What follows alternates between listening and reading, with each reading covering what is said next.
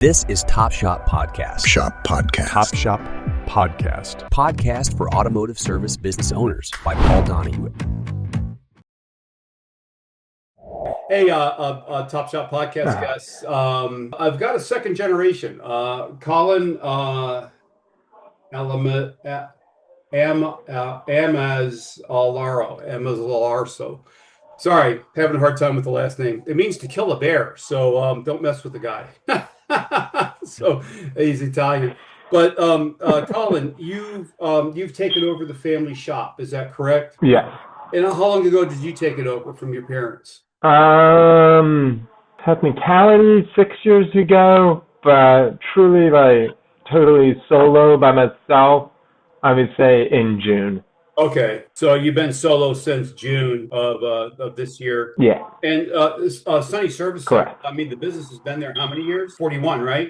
So we were in Margate since 1984, and then this June we sold that property and moved into a larger location down the road about 2.5 miles into Atlantic City, and it's a much larger location. We went from a 2-bay gas station to a 5 lifts for flat bay auto repair shop on a very busy expressway now. On a very big, okay, so you've got a really, really good location now. So you're getting a lot of drive-by traffic, a lot of new customers just from the location change? Yeah, okay. Correct. The location that you moved into, had there been a shop there before for a long time? No, actually, the shop that was here had only been here for about 4 or 5 years. It was a really good tow company. He was doing used car sales, and they had a small shop that they were doing 1 or 2 lifts inside.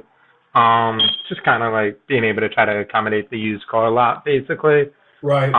Still a really, really good family, good people. They have another location in the heart of Atlantic City, so he was kind enough to sell me his location here, and then he moved back into his old business where he was in Atlantic City. Okay, that's awesome. I've had shop owners that are growing rapidly because they're buying shops from a lot of guys that are retiring, and they didn't have an exit strategy. A lot of them don't even have a website. After 40 years of repairing cars, they just go turn the key one day, and then another guy comes in and completely cuts the place and redoes it, and then turns the lights on, and he's instantly got a clientele because the locals are used to it. My shop's been there for 40 years, so that's why I was asking. So you've been in the business. You grew up in the business. Yeah. Is that correct? Yeah, absolutely. I did. That shop, right? Right. Yeah. Okay. I did everything I could to stay out of it too. It didn't work. It didn't work. No, not at all. I was dumb enough. I was like, let me do one industry harder than this one, which was the restaurant industry. And yeah, brilliant. That was crazy. Yeah. An auto repair shop is a cakewalk compared to a restaurant. So, I've heard. I have a friend of mine that owns a couple of restaurants, and I joke, I know a couple of restaurants that own my friend. That's what I say. It's pretty hard for him to get away. So, Colin, let me ask you a few questions. You obviously, so you grew up in the shop. You're second generation, and by the way, this is a massive blessing because the gratitude thing to get a business handed to you where you can take your youth and say, hey, digital marketing, a bigger shop, you can do the things that you want to do because you're next generation. It's actually an amazing gift because I went to this business seminar one time, just a long time ago. Maybe the other shop owners would want to hear this. And the guy said, don't ever start a business. He said, starting a business is like going to the airport and then going to your gate and someone says, hey, you see all those parts out there on the tarmac? That's your plane. Here's the manual on how to put it together. And by the way, after you get the plane put together, here's the manual on how to fly it. So I didn't listen to the guy.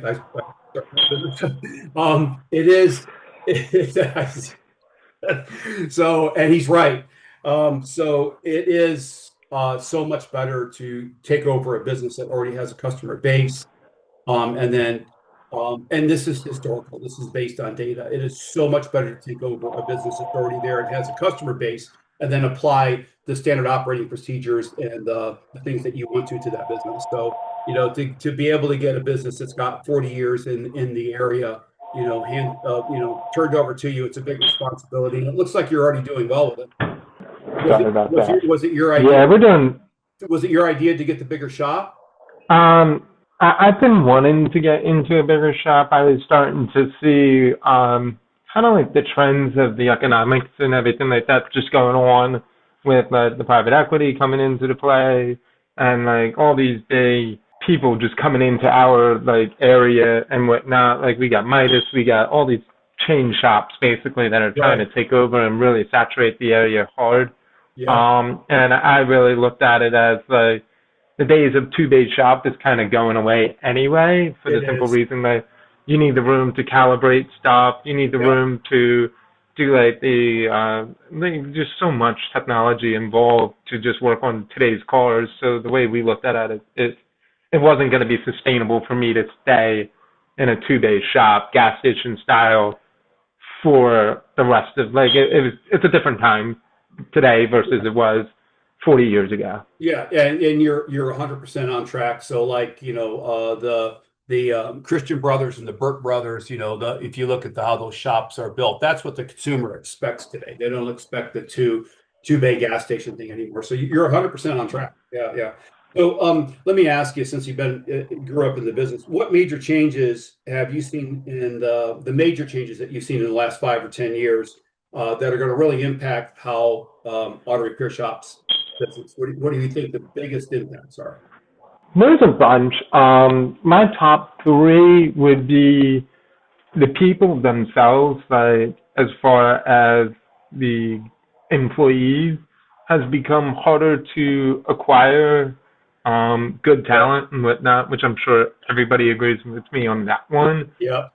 So we've had to like kind of pivot as far as doing like in-house training, ensuring that we pay for the whole team to go to like MACA for Super Saturday or Tools or ASTA down in Carolinas and whatnot. So it's just so much more now. You can't really be too much of a hard ass with the team. You've got to really mentor them. You can't just tell them what to do and walk away. You got to work with them and make them want to be here, especially in our industry, considering how much money it is to take for purchasing tools, let alone doing anything else. So we've really gotten to the point where we created, luckily I'm fully staffed and I have a wait list of people coming in trying to work here, but it's become where we've had to create that culture of wanting to learn and constantly grow and mentorship between me, the rest of my team, and they actually mentor each other because everybody's got their own niches that they're better at and whatnot. So they all work on that. Yeah, that's my fourth question. What role do you believe training and ongoing education play in a shop's long-term success? So obviously, you're placing a high value on it. So, and it is really important. I mean, the days of when your dad opened the shop, I could go down to Zayres or Kmart and buy a side marker bulb for my '71 Ford Cougar for 25 cents and replace it with a Phillips head screwdriver, and not anymore. Yeah, that's those days are past. And honestly, like I feel that we get like kind of the bad light on our industry just because we're so far behind. Like if you look at your electricians or plumbers, they have like apprentice programs that you come in, you make good money, they give you some supplies, they get you rolling, they teach you, and then you can grow throughout. It's definitely something that I definitely see. Not just myself, but a ton of other shops that I talk to and I work with and whatnot. Everybody's kind of getting onto that program where we're all trying to create.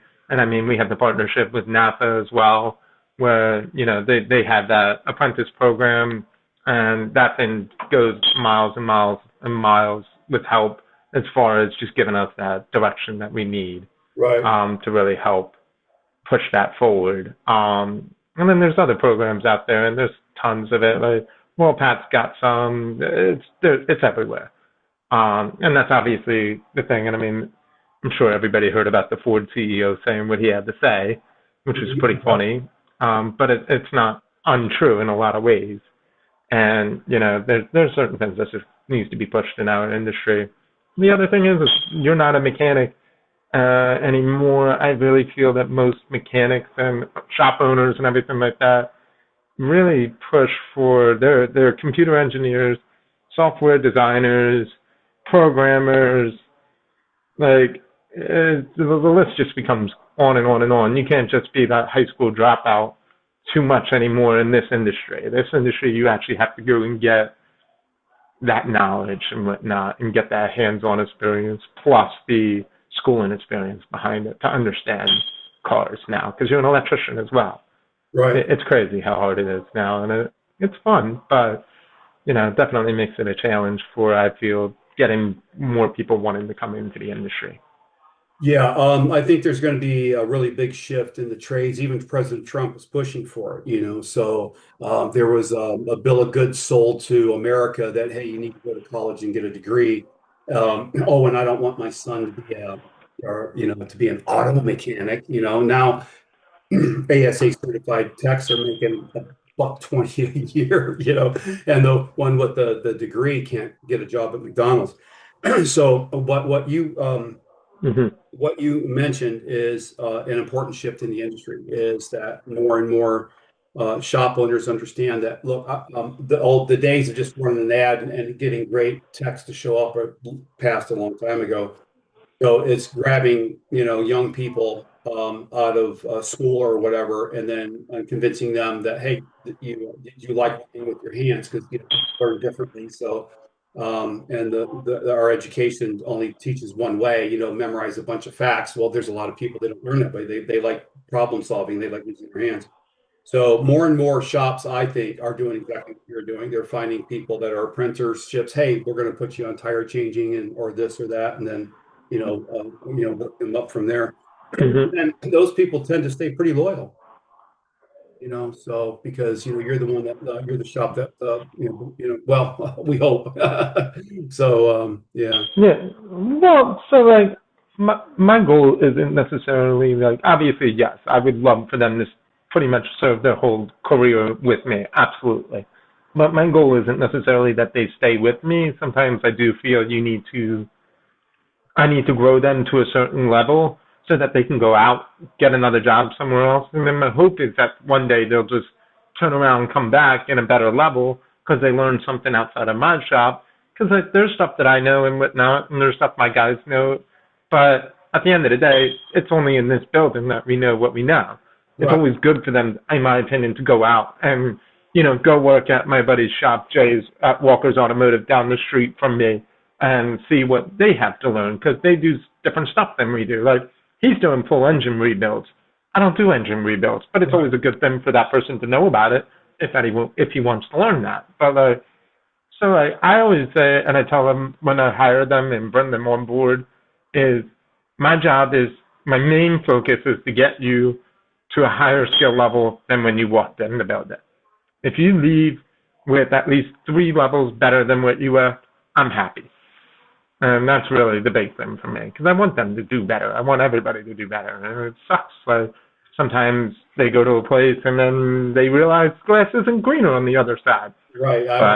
Right. Yeah. They went somewhere for $1 or $2 an hour more, and they found out that they don't like the culture or anything, and they come back. That's a good attitude to have, because so it works out. it's the same thing with our industry. So we hire a lot of people, and we train them, and we teach them a lot of things. And I had someone tell me, "Aren't you afraid that you'll train them and they leave?" And I'm like, "No, I'm afraid I'll hire them and they won't learn anything." So I'd rather Yeah. train. Yeah. So how has technology like EVs, ADAS, change how independent shops are operating?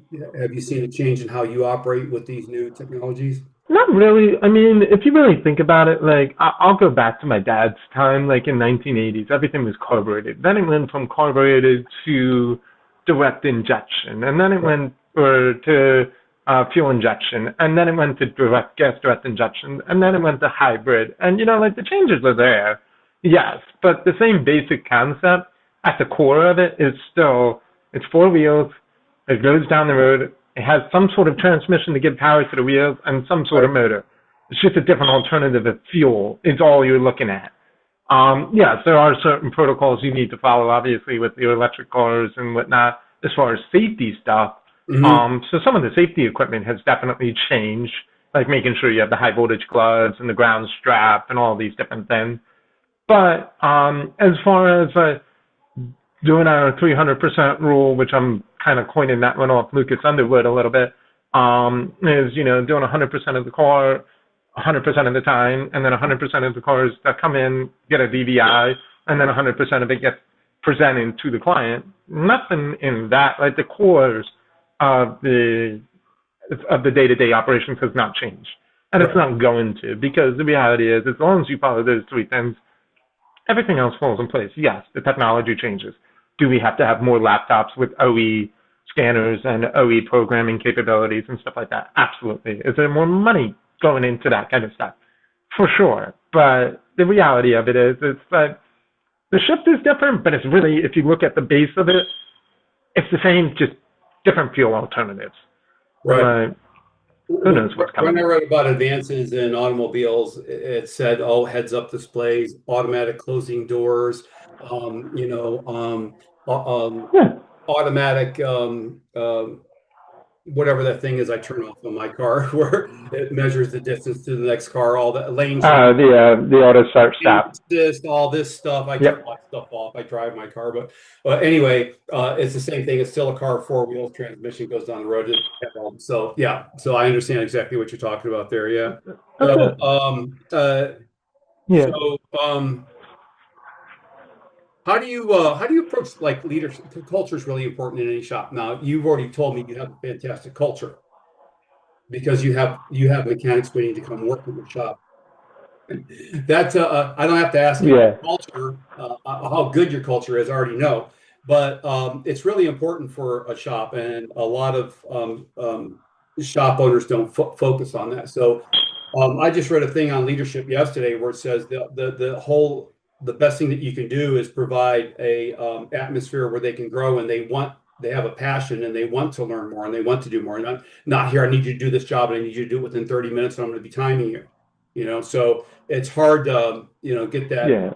switch sometimes. So any advice that you've got or that your parents have passed on to you about you know Um, my my biggest thing is, unfortunately, you got to be prepared to eat some crow and definitely get hurt a few times, both on the monetary side and on the production side, as well as sometimes the personal side. Like sometimes you will get hurt personally, and the thing is you got to persevere and really like push through with it, because it's like when I first made the switch of like the way my dad operated, which hey, the way he operated worked for 40 some odd years.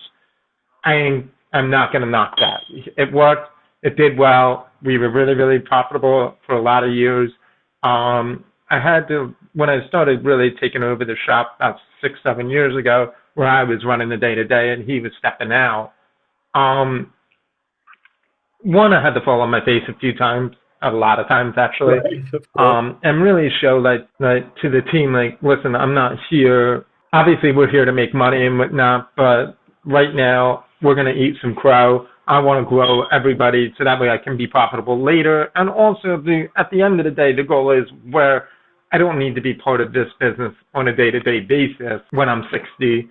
So that way these guys can grow leaders within leaders. And that's really where part of the hiring process for me is, first of all, I have 6 interviews per hire. It is a royal pain in the butt. It takes a long time. It's an hour each. And a lot of people don't make it through the 6 because they think it's a waste of their time. And that is A-okay. Those aren't the people I'm looking for. So that's the first process. The second process for me is really, we do a ton of mentorship here. There are times when we're slower that I will just allow them to work on a car that's probably way above their skill level so that they can screw it up as much as they need to. But they also know they have the safety net is if they do screw it up, we're going to take care of it. We're not going to charge the customer for it or whatever, just for the simple reason I'm letting them learn. There are obviously some situations where that can't happen, And I understand some shops are so busy all the time, 24/7, they don't really have that capability. But really carving out the time, because we are seasonal, so that during the summertime we're super, super busy, so they don't get as much time to learn during the summertime. But during the wintertime, we kind of have like a nice little lull where we're still okay, we're not horrible, and we're holding it. And then that's the time that I really take the time to teach, and they get the time to play with these cars and, go into the factory scan tool and pull up all the stuff and play inside a car. And maybe like, a car comes in for a brake job, but we might be screwing around with some other stuff, like looking at the engine control modules and all the PIDs in there, and the transmission and the differentials and all the different, modules that are in there, and what are the capabilities. And then sometimes they'll take that opportunity as well to pull like scope patterns of known goods and record it and document it, so that way we have a comparison for the next time we see this car. Allowing them to mess up without having them be yelled at has really been my biggest thing. Like the minute they walk in the door, I tell them, listen, I don't care if you break something, just let me know that you do, and we're going to go ahead and take care of that. Now, obviously, there are guidelines within that. Like, for example, if they break a TPMS sensor off a tire because they didn't dismount the tire correctly the first time, I'm not going to get mad about it. But if they do it 2, 3, 4, 5 redunculously amount of times later, yeah, then we're going to have a conversation. I'm not going to let them obviously abuse it, but there's definitely lines to it, if that makes sense. Yes. And what you're doing is you're providing a safe place in your workplace, like we do, where they can make mistakes. Let me pass something on to you that you might like, and other shop owners listening might like. We belong to a mastermind group of 250 agency owners, and one of them implemented something called mistake sheets. So every single one of my departments has a mistake sheet, and all the mistakes that have ever been made by prior team members or the current team members is on that mistake sheet. When we hire somebody, they have to read the mistake sheet.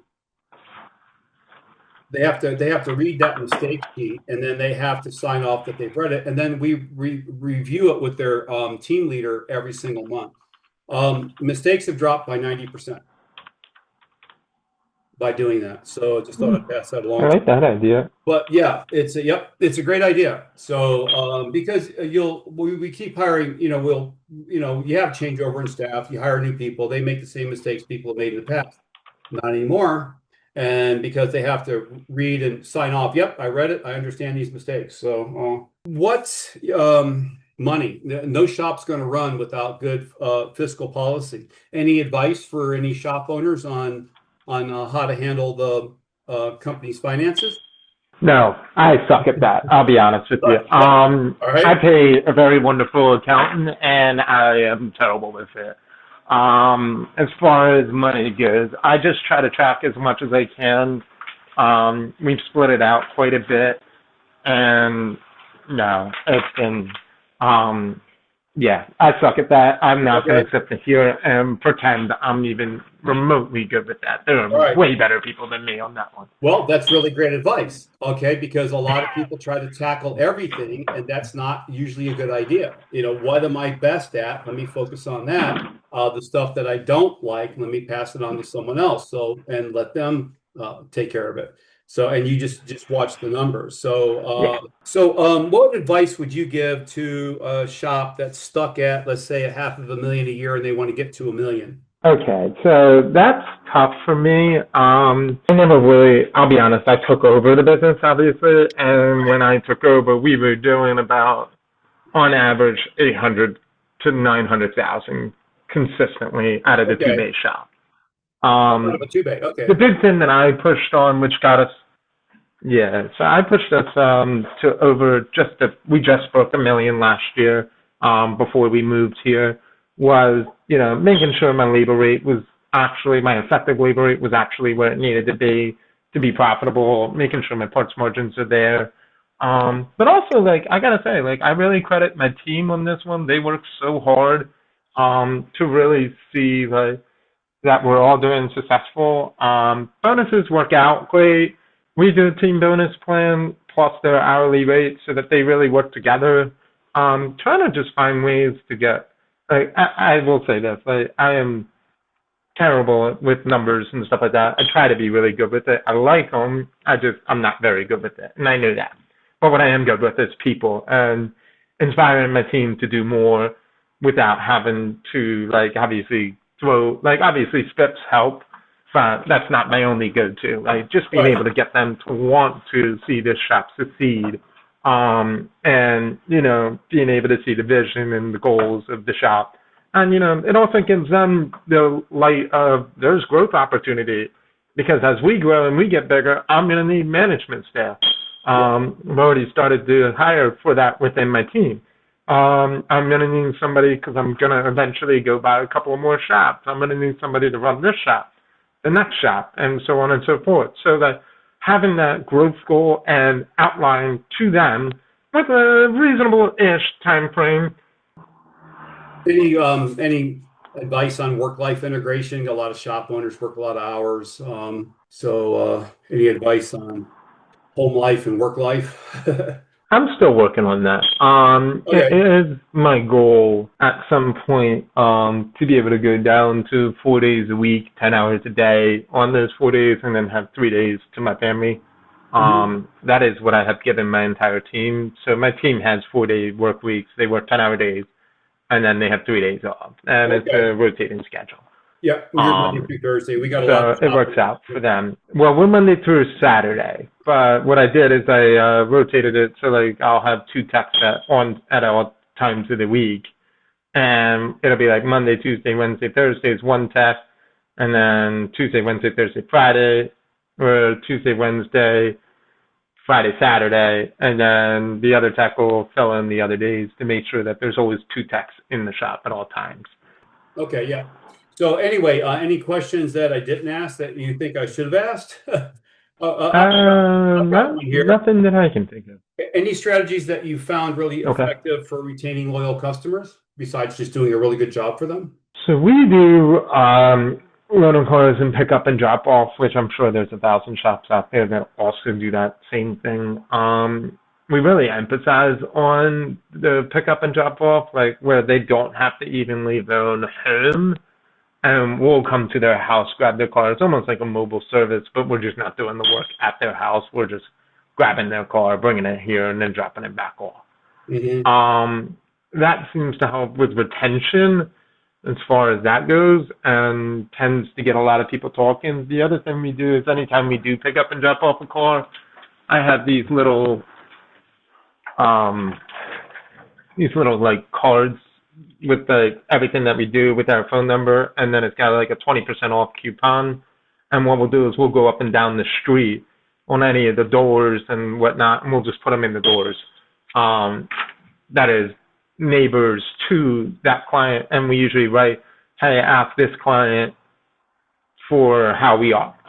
And what we'll do is we'll just top it in there, and like it'll just say like Mrs. Jones lives here. That obviously that's her neighborhood. They all know who Mrs. Jones is.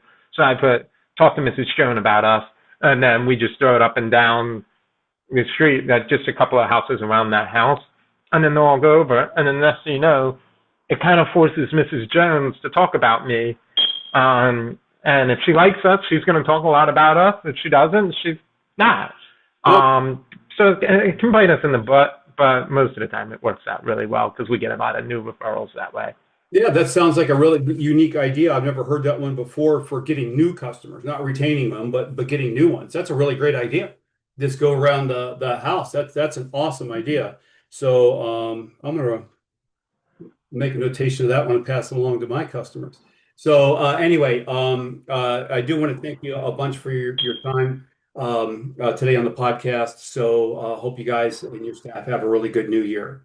All right, so let me go ahead and... For additional automotive resources and exclusive content, follow us on Spotify and subscribe to our YouTube channel to catch all our episodes. Thanks again for joining us in the driver's seat, and we'll see you next time for another thrilling episode of Top Shop.